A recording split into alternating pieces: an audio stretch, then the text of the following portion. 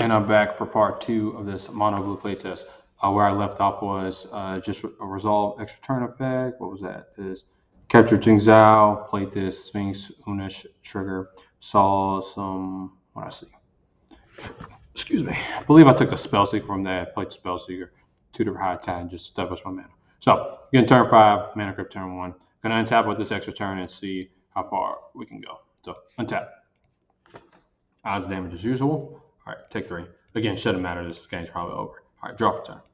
Okay, so the plan for this turn is I think I can win. I have all the setup I need to win. I have a ton of mana generation. I have a ton of digging potential.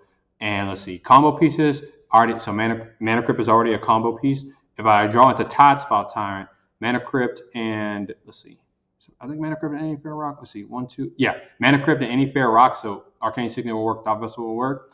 Play mana crypt, bounce the fair rock, tap the mana crypt to play the fair rock, float mana from the fair rock, replay the mana crypt that generates infinite mana, either colored or colorless, depending on which mana rock you're using. Make infinite mana, and then use Sakashima to copy the Tide Spout Tyrant, bounce every permanent I don't control, or draw my deck, like replaying any permanent spell indefinitely. So already have a combo piece on board. So the plan here is to dig for said combo piece. And to do that, Unish is going to be the main engine for that. So let's start with that in the most mana efficient way possible. I'm going to start off with High Tide because, actually, first in this situation, the only attack triggers in this deck, there's Dazzling Sphinx, but unlikely that we're going to. I don't have haste. Yeah, no haste effects that I know of in this list. So I would go to combat, attack. Oh, also had a scrap from this dude. Unraveler Secrets. It sees another card, and if I draw into Archaeomancer to recur this extra turn spell, this Jace, if I plus them this turn, that will represent 3 more extra turns. So definitely going to keep that draw. So as I said, go to combat, assuming the Malcolms can swing with everything, of course. Assuming the Malcolms make contact, get, let's see, 4 tokens.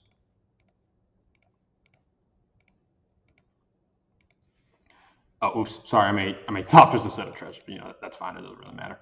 Okay, 1, 2, 3. Oh, made 3. Okay, make 1 more. It's fine. Okay, actually, no, let's be explicit. Don't want anyone to be confused. Can use the shortcut on tapped out just to like throw them in the bottom of the library, and that'll make a token 606. So 1, 2, 3, 4. Okay, so mana set. All right. Again, not going to play a land yet because I have 2 very good land draws here, either Deserted Temple or Minimo School at Water's Edge. Both of those will allow me to untap Nick, or allow us, watching this together, us to untap Nick though. So we're going to wait on those. So first things first, as I said, play as High Tide, double our islands. And again, general treasury use is that you want to use treasures last, since obviously once you use them, they're gone. So save them until you actually need them. We're stacking the cards here so they're easy to see. And let's see, put the treasures decently down here so they don't block these cards' functions. Okay. All right, High Tide active. First move, let's go with Dream Eater because that's going to see the most cards the easiest. So we got a 3 mana reduction for Sphinxes, 2 generic here, 2 generic here. So Sphinx effectively costs 4. So we're going to flip 4. I'm sorry, 3. Going to flip 4, pay 3 of it. We'll leave us with 1 mana left. So Dream Eater.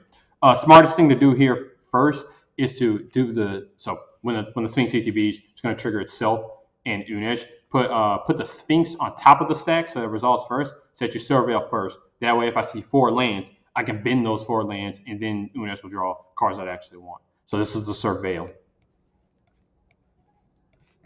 All right, so this one. So I got Manascape. Okay, so land doesn't matter here. Mystic or more. If I think the game is going to keep going, it will matter. But honestly, I don't think the game, I could probably wrap the game up in this turn. So these cards really don't matter. Trinket Mage. So Trinket Mage, if Expedition Map has not been spent, and it has not, Expedition Map is still in the deck, this card is actually important because Expedition Map gets those 2 lands I was talking about. So this card is actually very important.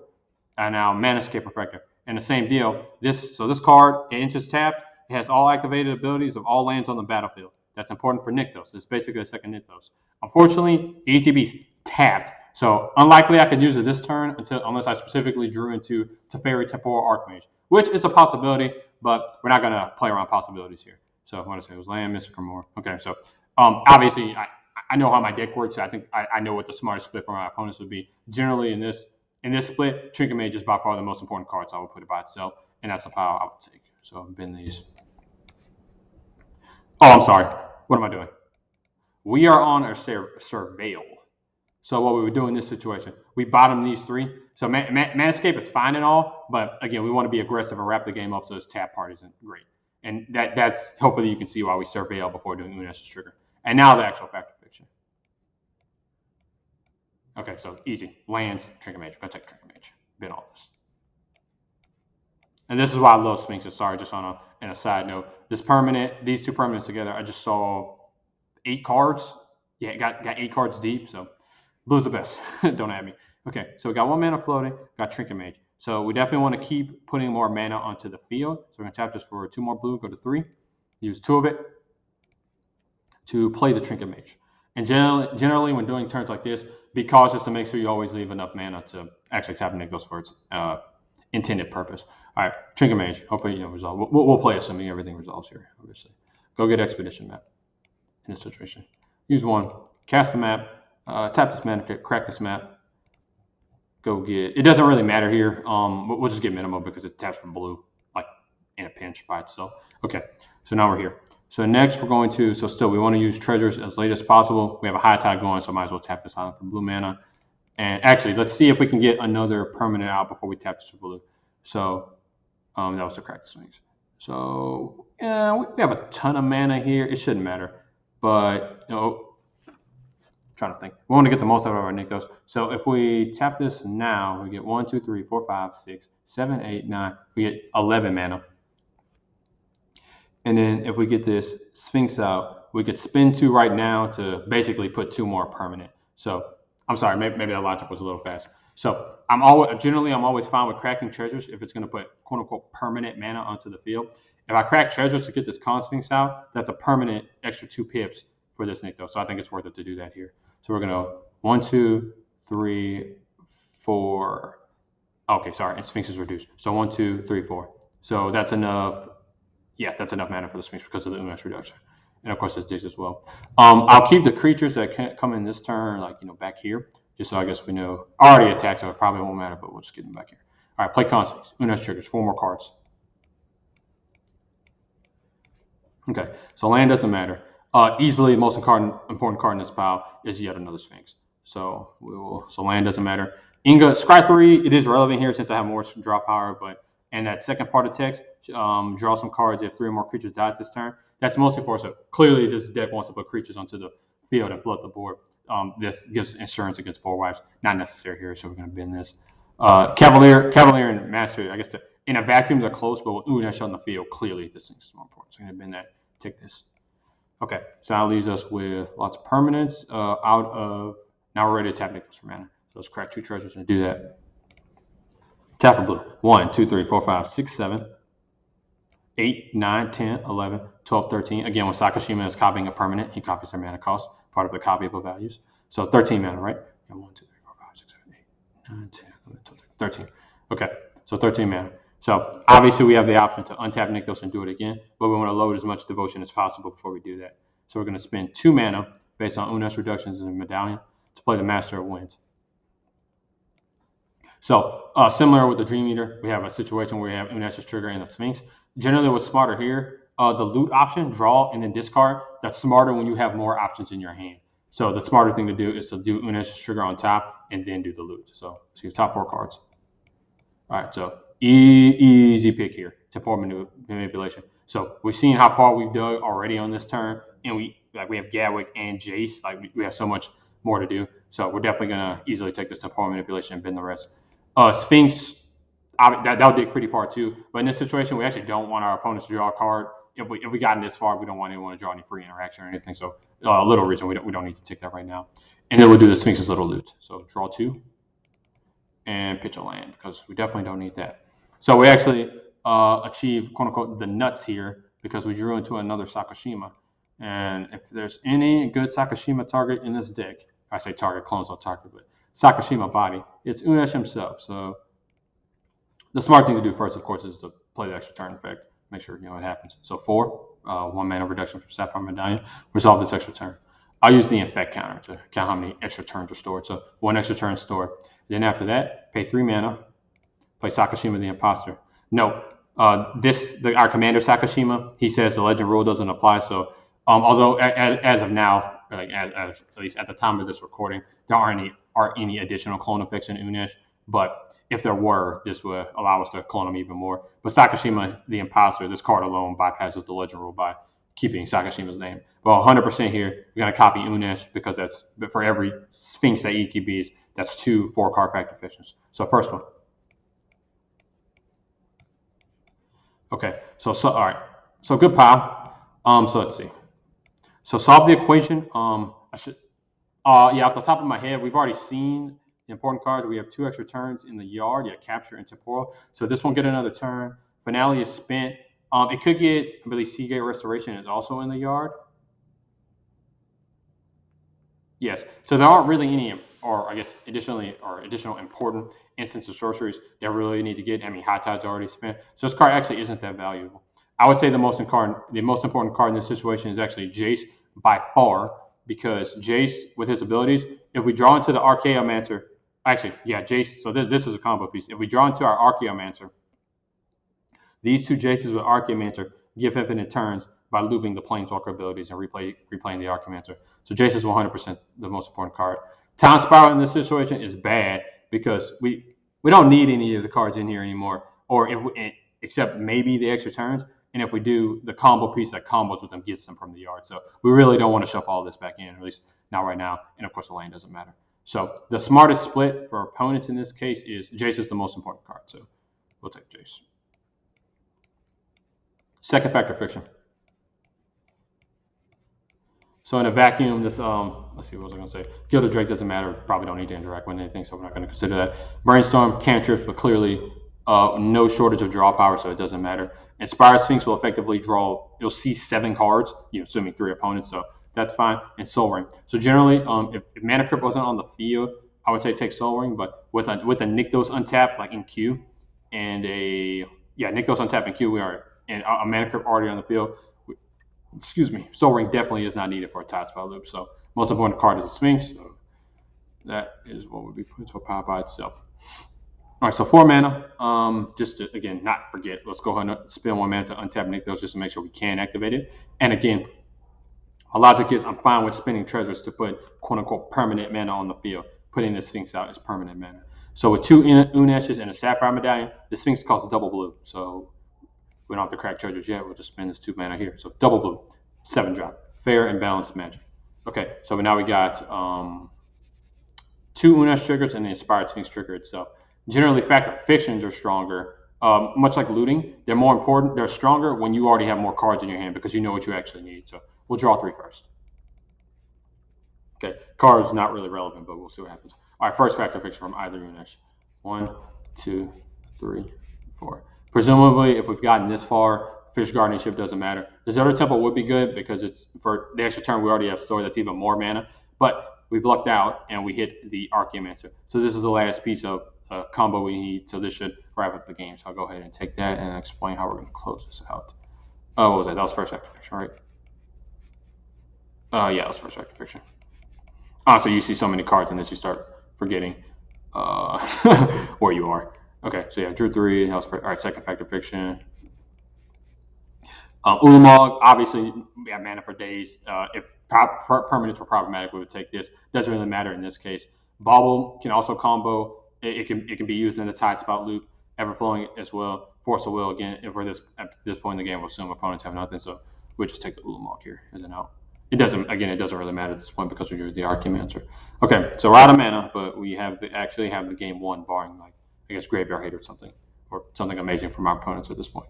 So we'll crack 2 treasures. Tap Nykthos for blue. 1, 2, 3, 4, 5, 6, 7, 8, 9, 10, 11, 12, 13, 14, 15, 16, 17, 18, 19. So 19 blue mana. Now with 19 blue mana and a turn store, we can easily wrap up this game. So let's use 3 of it to cast Mr. Mind Sculptor here. We'll go ahead and Fate Seal ourselves because it doesn't matter because we have a combo here, but it really won't matter here. We can leave that on top because, again, it doesn't really matter. We'll use 4 of it to play another version of Jace. Tick up here. Most decks, or in some decks, you may have a worry of drawing yourself out and running out of cards, but it's not an issue in this deck, and I'll explain how. All right, so tick up. I might as well just draw the Prismatic Lens, so it's fine. And then we will play 3, play the Archaeomancer. So this combo is, I guess, in two different ways. With Archaeomancer and these two Jaces, which I guess I'll demonstrate that loop right now. Let me move these out of the way so we can see the loyalty counts. This achieves infinite turns, but it can also achieve infinite turns with this Sakashima the Imposter. Assuming the deck can make 13 mana, I guess on any given turn, with 13 mana, you can play an extra turn spell, play Archaeomancer to get the turn back, and then pay 4 mana to put Sakashima the Imposter back into its owner's hand, which gives you infinite turns. And assuming there's nothing on board to stop you from beating people to death, you just do that. Okay, so Archaeomancer, get back extra turn. Where's that? Temporal Manipulation. Either temporal or capture doesn't hurt. And then this is actually important. I highly recommend playing temporal manipulation or capture Jinx down specifically because they simply say take an extra turn after this one. They don't target, and that is super relevant in the event of an extra turn getting deflecting swatted. That can easily cost you a game. So temporal manipulation is not very expensive anymore after its reprint. Capture is still up there, but trust me, it's worth the outlay. Okay, so got this bag. Got 9 mana. Let's see. Why the heck not spin this last one throughout the log because we can't exile 2 permanents. But although, as I said, the game is over. Okay, so that's enough for this turn. Let's go to the extra one. Who already attacked and whatnot. So untap.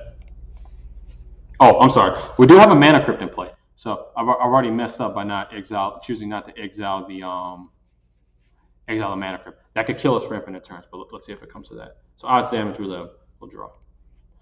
Okay, so land drop. The Deserted Temple is already in the graveyard. Doesn't matter. We have all the mana we need, so we'll just play basic island. Okay, so the way this combo is, so we're going to tap Nykthos for blue. 1, 2, 3, 4, 5, 6, 7, 8, 9, 10, 11, 12, 13, 14, 15, 16, 17, 18, 19, 21, 22, 23, 24, 25, 26. I missed a scry trigger, but it really doesn't matter here. All right, so 26 mana, well over the 13 I said we need to do the combo. So pay 4, or at least the Sakashima combo. The Jace version doesn't. Let's see. You only need 9 to play the Archaeomancer in the extra turn. So use 4 of it, play the extra turn. Stores 1. And then we can, let's go ahead and Fate Seal ourselves again, just because Archmage's Charm won't matter here. We don't really need it. We'll bottom that. And we will tick up against, scry 1, draw a card. If anything, at this point, I'm looking for a method to kill my own mana crypt. Because right now that could be used to argue the infinite turns to win. I guess at this point on board that should be enough power to kill everyone very quickly, well before mana crypt kills us. But we'll go through it for this explanation. Okay, we'll take the Dazzling Sphinx because that sees more cards. So right now we're just trying to find a way to kill our own mana crypt. So I will tap the Planeswalkers, I guess, to show that they've been used. So then we'll spend 4 mana. I'm sorry, 2. This Dazzling Sphinx effectively costs 2. Double Unash and a Sapphire Medallion. All right, Dazzling Sphinx. Let's move these creatures out of the way since they have now been on the field for at least a turn. All right, 2 Unash triggers. First one. Counter magic doesn't matter. Royal Card Tower doesn't matter. The resolve finale for X's 10 or more gives no maximum head size, so we're fine. Okay, so again, if we gotten this far, counter magic doesn't matter, so take the attempts. Second factor fiction. All right, Tidespot About Tyrant. So Tidespot About Tyrant, again, we already have an infinite turns combo, but Tidespot About Tyrant will allow us to bounce the mana crypt and eliminate the possibility of dying to that effect. So we'll take him here. Okay, then we will play -7 mana. Play a Tidespot About Tyrant. And then pay 2 mana. Place Mana Rock. Bounce the mana crypt. So at this point, we can make infinite mana if we so choose. So I can show that combo. So I just play the mana crypt. I can play the mana crypt for free. Tidespot About Tyrant trigger. Tap this for a blue mana. Bounce it to my hand. Resolve the mana crypt. So I have 12 in the pool. Tap this mana crypt, play the Arcane Signet, bounce the mana crypt, add a mana, replay the mana crypt, bounce Arcane. Repeat until I have infinite mana, so that's fine. So, and then of course, I could, as I explained earlier, or maybe in the other part of the video, I can bounce a Sakashima, copy the Tidespot About Tyrant, and then bounce every permanent I don't control, or loop any 2 permanent spells I want to. So with Jace, draw my deck, Unash, Factor Fiction my deck, Archaeomancer, give my entire graveyard back, or sorry, at least instants or sorceries. Tutor for whatever spell seeker can hit. Ulamog, exile every permanent I don't control. So options. Okay, now to show that we don't mill out. So we've established infinite mana with the Tidespot About Tyrant. So we did that. 100, whatever. And establish we can draw a card. We can draw our deck specifically one card at a time if we keep replaying our Jace. Resetting his loyalty actually doesn't matter for the combo. The Jaces can do their combo even at starting loyalty. So let's say we keep the loop going and replaying the Jace, and we'll brainstorm every time. Unless I'm missing a simple draw. No, it doesn't really matter. Okay, so 1, 2, 3. 1, 2. And like I said, we can draw cards one by one, so we'll do that. 1, 2, 3, 4, 5, 7, 8, 9, 10. Okay, so the reason why decking out is not an issue is because of this guy right here, Cosmic Butcher of Truth.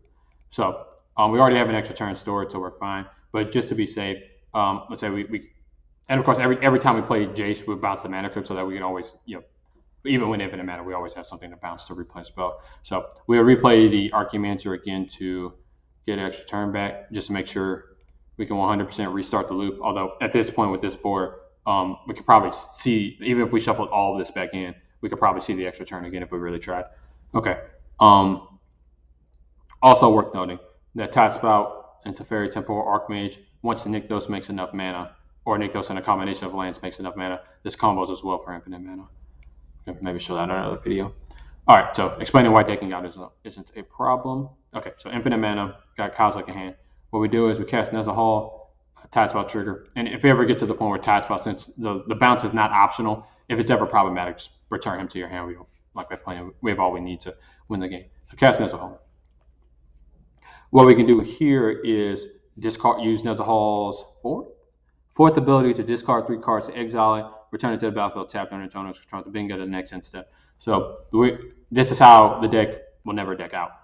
You can use Nezahal's ability to pitch, land, Kozilek. Kozilek will trigger when he hits the graveyard, shuffle the graveyard into the library. So we'll do that with a shortcut. I don't think you can't move everything, so this might be the fastest way to do it. If there's a faster way, I apologize. But I throw that all in and shuffle. So again, we replayed the Archaeomancer before that just to make sure we have a turn in hand, just to still be able to deterministically prove we can keep the loop going. But at this point, with this much draw power on the field, we could probably manually see with this much draw power and infinite draw, we can always get back to the turn. But at the beginning of the next end step, Nezahal will come back, and since based on board there are no more forced draws, we never have to play another card or draw another card. So we can always shuffle Kozilek.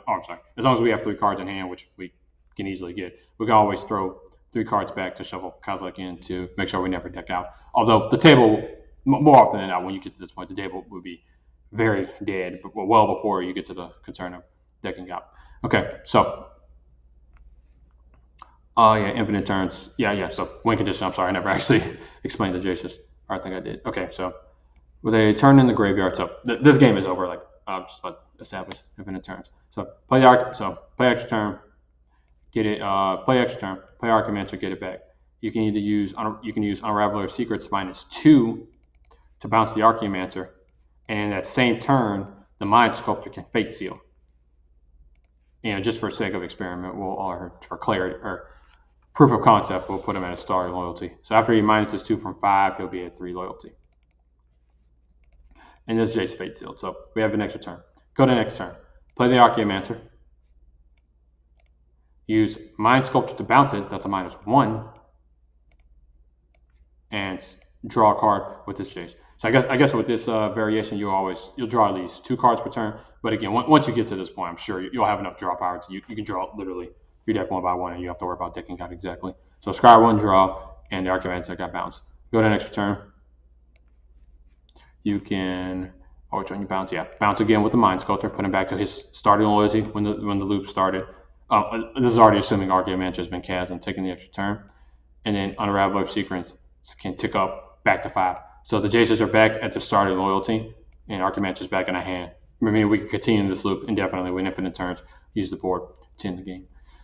Okay, I've definitely said enough in this video. So we with a really busted start mana crypt on turn 1. Kind of hard to lose from that position with no interaction. Basically, got to the point where we could draw our deck, interact with any permanent type. Cyclonic Rift is somewhere in here. Once you overload Cyclonic Rift, it's pretty you can basically interact with everything. If someone is hiding, well, via Teferi's protection, I say hiding, but if someone's currently phased out, you can attack them with Ulamog over and over. Since this trigger is on attack, and even if they're phased out, you can still attack them. They won't take any damage, but their library is still there, and they can be milled out. Another option you have is, of course, you have to make sure you don't deck out, but with this Teferi, once you take infinite turns with however method you so choose, if you can use the Sakashima method, assuming you can do the Sakashima method, you can then eventually ultimate this Teferi, which gives you Planeswalker activation to instant speed, which means once they phase back in, you can let them draw for turn, and then at instant speed, ultimate Jace the Mind Sculptor, which will you exile the library, and then they shuffle their hand back in. So they'll have no cards in hand for the turn unless they already had draw on board. And then if you ultimate this Jace, their first spell gets countered. So they'll have no hand, and then no hand. They'll have their board, but no hand, and their first spell gets countered. So it's gonna be difficult for them to resolve anything unless their board's already so stacked. And if it was already this stacked, like how did you take infinite turns? So you generally don't have to worry about that. So I'm sure there's some niche situation where they could possibly still survive after you start taking infinite turns and exile their deck, but very, very, very unlikely. So yeah, that'll wrap up this video. This deck's pretty decent when it gets starting. It's designed to be, I guess, an overwhelming flood of card advantage. Every card brings it's a problem in and of itself, but it brings along more problems. So hopefully I got to showcase that. So again, this was the original version of the deck. Mono Blue Sakashima started with Sakashima the Imposter as the commander. As time went on, experimented with different options. Right now, my Mono Blue of choice again, it's led by Malcolm and Sakashima of 1,000 Faces, Sakashima of 1,000 Faces. But I definitely have more variations that I'll work on. All right, so yeah, if you like this, stay tuned. I'll definitely make more playtesting examples. Thank you.